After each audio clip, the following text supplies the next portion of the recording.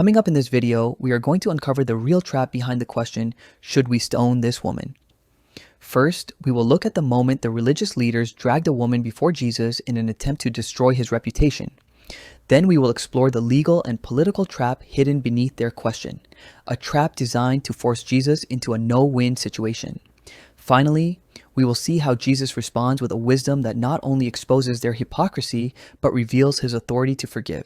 Let us jump right in. Imagine the scene. It is early morning in the temple courts. Crowds gather around Jesus as he teaches. Suddenly, the scribes and Pharisees push through the crowd with a woman caught in adultery. They throw her into the center of the group and declare that Moses commanded people like her to be stoned. Then they look at Jesus and ask, "So what do you say?" Their goal is not justice. Their goal is to trap him.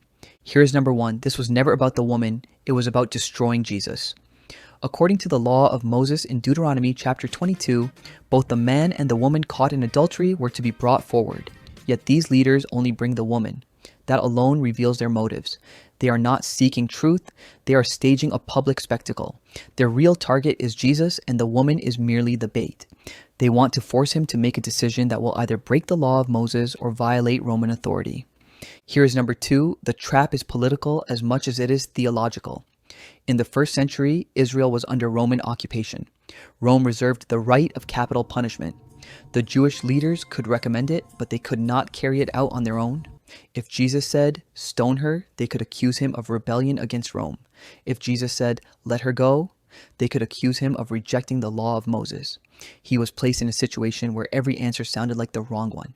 This is why the Gospel of John chapter 8 verse 6 says, "They did this to test him, hoping to have a charge to bring against him."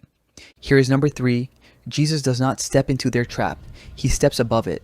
Instead of arguing, he stoops down and writes on the ground. The text does not tell us what he wrote, but his posture says something powerful.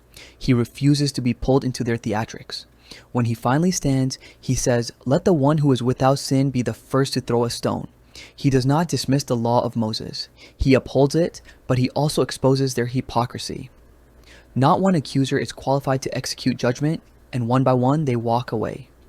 When they are gone, Jesus looks at the woman and says, "Neither do I condemn you. Go and sin no more." In one moment, he shows both justice and mercy. He does not minimize sin, but he also extends forgiveness that only God can give. So you see, the question, should we stone this woman, was not meant to solve a moral dilemma. It was designed to destroy Jesus, yet his answer overturns their trap, reveals their heart, and displays the grace that rescues sinners instead of crushing them. As always, do not forget to like, share, and subscribe.